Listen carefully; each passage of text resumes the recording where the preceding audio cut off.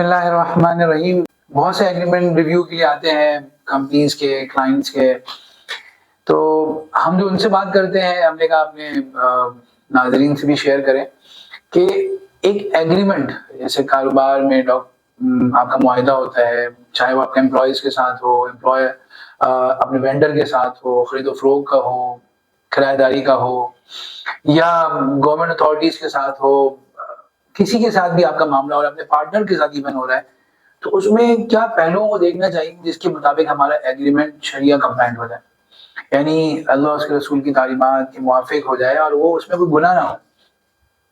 سب سے پہلی بات تو یہ ہے کہ جو ایگریمنٹ ہے یہ پراپر ڈاکومنٹ ہو اور یعنی obviously ریٹن ہو. یعنی یہ بات آپ کو عجیب سی لگ رہی ہوگی کہ بھائی ایگریمنٹ ریٹن ہی ہوگا, لیکن ہم نے دیکھا کہ بہت سے لوگوں کے درمیان وربل ایگریمنٹ ہوئے ہوتے ہیں, سینے میں راز ہوتے ہیں اور انڈرسٹینڈنگ ہوتی ہے, لیکن ایز دا ڈیز پاس آپ کی انڈرسٹینڈنگ چینج ہو جاتی ہے. پھر ایک پارٹنر کے ذہن میں کچھ اور انڈرسٹینڈنگ ہوتی ہے, دوسرے کے ذہن میں کچھ اور ہوتی ہے, ایک کانٹریکٹر کے ذہن میں کچھ اور ہوتی ہے اور ایک بینیفیشری کے ذہن میں کوئی اور انڈرسٹینڈنگ ہوتی ہے, تو پھر اس سے ڈسپیوٹ اور اس سے جھگڑے پیدا ہوتے ہیں.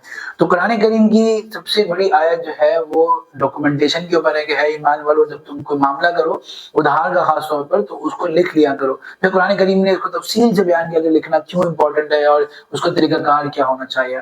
تو ہم اگر قرآن کریم کی سب سے طویل آیت پہ عمل کریں گے تو انشاءاللہ اس آیت کو زندہ کرنے کا ہمیں ثواب ملے گا. تو سب سے پہلی بات یہ ہے کہ ہم اپنے سارے معاملات کو ڈاکومنٹ کریں, SOPs ہو, پروسیس فلوز ہو, ہمارے معاملات ہوں, ان کو ہم ڈاکومنٹ کریں. دوسری بات یہ ہے کہ یہ جو ہمارا ایگریمنٹ ہونا چاہیے یہ عدل پہ ہو. اے عدلو, عدل کرو. عدل اللہ کو تقوی سے, عدل کرنا اللہ تعالیٰ فرما رہے تقوی سے قریب ہے اور اللہ تعالیٰ کو تقوی والے لوگ پسند ہیں. تو تقوی کیا ہے کہ ہمارا ڈاکومنٹ عدل کے مطابق. عدل کیا ہے؟ عدل کہتے ہیں بیلنس ہو. یہ نہیں کہ بھائی میرا لیگل ڈپارٹمنٹ ہے, میں اس کو پے کرتا ہوں تو وہ صرف میرے حقوق کو لکھ دے اور اس طرح لکھے کہ دوسرے کے حقوق محفوظ ہی نہ ہو.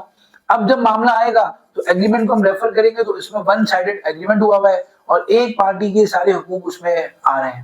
تو یہ لیگل ڈپارٹمنٹ کی ذمہ داری کی جانبین کی اور تمام کانٹریکٹ پارٹیز کے جو رائٹس ہیں ان کو انکارپوریٹ کرے اور اس بیلنس ایک ایگریمنٹ بنایا جائے جو ایک طرف جھکا ہوا نہ ہو. اور اگر ہمارا ہی لیگل ڈپارٹمنٹ آ رہا ہے تو ایز اے دیندار تاجر کی ہماری ذمہ داری ہے کہ ہم اس کو بولیں کہ اس میں دوسری پارٹی کے رائٹس بھی رکھیں گے نہیں رکھیں, کیسے مجھے ہی کور کر لیا آپ نے. دوسری بات بلکہ تیسری بات یہ ہے کہ اس کی شریعہ انالیسس اور اسکریننگ ہونی چاہیے. یعنی ہمیں یہ ایگریمنٹ میں سب سے پہلے ڈاکومنٹیشن, لیگل ڈپارٹ یا کنسرن ڈپارٹ کو معلوم ہونا چاہیے کہ یہ ایگریمنٹ کس بیسس پر ہو رہا ہے. کیا یہ سیل کا معاملہ ہے تو شریعہ کے جو سیلز کے احکامات ہیں اس میں انکارپوریٹ ہو گئے, کیا یہ کرایہ داری کا معاملہ ہے, کیا یہ سروسز کا معاملہ ہے, کیا یہ جو ہے نا یہ انویسٹمنٹ کا معاملہ ہے. جو بھی معاملہ ہے اس کے جو شرعی احکامات جو انکارپوریٹ ہو گئے اس میں ہم اپنے شرعی ایڈوائزر سے ہیلپ لے سکتے ہیں.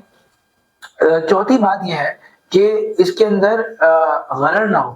غرر کس کو کہتے ہیں؟ غرر آپ کو لگے کہ ایک بہت مشکل سے کام ہے, لیکن نہیں, صحیح مسلم کی روایت ہے کہ نبی کریم صلی اللہ علیہ وسلم نے ہر اس سیل سے منع کیا جو غرر کا مشتمل. اب غرر کیا ہے؟ غرر بہت آسان چیز ہے, ایمبیگیوٹی, مبہم بات, کہ ہم یہ دیکھ لیں گے, ہم میوچل کنسنٹ سے کر لیں گے اور یہ at the time of the event decide ہوگا. بہت ساری چیزیں ہم مبہم لکھ دیتے ہیں.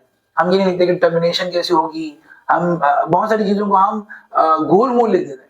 اب جب ہم گول مول لکھ دیتے ہیں اور کلیئر نہیں کرتے, اسپیسیفائی نہیں کرتے, تو یہ ایک مبہم بات آ جاتی ہے جس کے بعد جب اس کا وقت آتا ہے اور اس کے اوپر دونوں پارٹیز کی آپس میں کانفلکٹ آتا ہے اور وہ اس کی انٹرپریٹیشن اپنے طریقے سے کرتے ہیں تو پھر اس میں جھگڑے ہوتے ہیں. اور شریعت میں ہر اس معاملے کو منع کیا گیا ہے جو لیڈنگ ٹو ڈسپیوٹ ہو, جو جھگڑے کا باعث بن جائے. معاملات واضح ہونے چاہیے, صاف ہونے چاہیے. پھر اس کے بعد پانچویں بات یہ کہ کمپریہنسو ہو, یعنی سارے ایسپیکٹس کو کور کر رہا ہو. یعنی آج ہمارے تعلقات بہت اچھے ہیں لیکن ہم ٹرمینیشن کو لکھیں, آج سب چیزیں صحیح چل رہی ہیں لیکن ہم فورس میجور کو لکھیں. خاص طور پہ جن حضرات نے ہماری اس شریعہ کی ریکوائرمنٹ کو سامنے رکھتے ہوئے اپنے ایگریمنٹ بنائے تھے وہ کووڈ میں بہت محفوظ رہے تھے, کیونکہ انہوں نے تمام ایسپیکٹس کو دیکھا تھا کہ اگر فورس میجور ہو گیا, اگر ہمیں ایکسٹرنل پارٹی سے یہ ہو گیا, اگر ہمیں جو ہے کوئی ایکٹ آف گاڈ سے ایسا ہو گیا تو ہم کیا کریں گے. تو چونکہ پہلے سے چیزیں ان کی ٹرانسپیرنٹ تھی, لکھی ہوئی تھی, تو وہ کافی حد تک محفوظ رہے اور ان کے معاملات چلتے رہے. پھر اس کے بعد ہم یہ بات دیکھتے ہیں کہ آربیٹریشن اور ریفرنس بھی ہونا چاہیے کہ بھئی اگر ہمارے درمیان کوئی کانفلکٹ آیا تو ہم کس سے ہم ریفر کریں گے, کون سا دارالفتہ ہے اسے ریفر کریں گے, کون سا شریعت ایڈوائزر اسے ریفر کریں گے, اور کون سے ملک کے قوانین ہیں, جوریسڈکشن ہے اس کو ہم ریفر کریں گے. تو یہ ساری چیزیں ہمیں معلوم ہونی چاہیے. اور ان کے مطابق اگر ہم ایک ایگریمنٹ بنائیں اور ایگریمنٹ کو پھر اپنے شریعہ ایڈوائزر سے ویٹ کروائیں تو یہ ایگریمنٹ نہ صرف کہ ہمیں سنت زندہ کرنے کا موقع ملے گا. آپ صلی اللہ علیہ وسلم نے صلح حدیبیہ میں کافروں سے معاہدہ کیا. آپ صلی اللہ علیہ وسلم نے بہت سی دفعہ جو ہے نا وہ خود بھی معاہدے کیے اور آپ صلی اللہ علیہ وسلم کے صحابہ اکرام نے بھی اس کی معاہدے کیے. تو یہ وہ سنت ہے جو حدیث میں آتا ہے کہ جب دین کی سنتیں مٹی ہوں گی اس وقت سنت زندہ کرنے کا ثواب بعض روایتوں میں 100 شہیدوں کا آیا اور فرمایا کہ جو مٹی ہوئی سنت کو زندہ کرے گا وہ میرے ساتھ قیامت کے دن وہ جنت میں ساتھ ہوگا. تو ہم اپنے بزنس کے ذریعے بھی بہت ہی میٹھی سنتیں زندہ کر سکتے ہیں.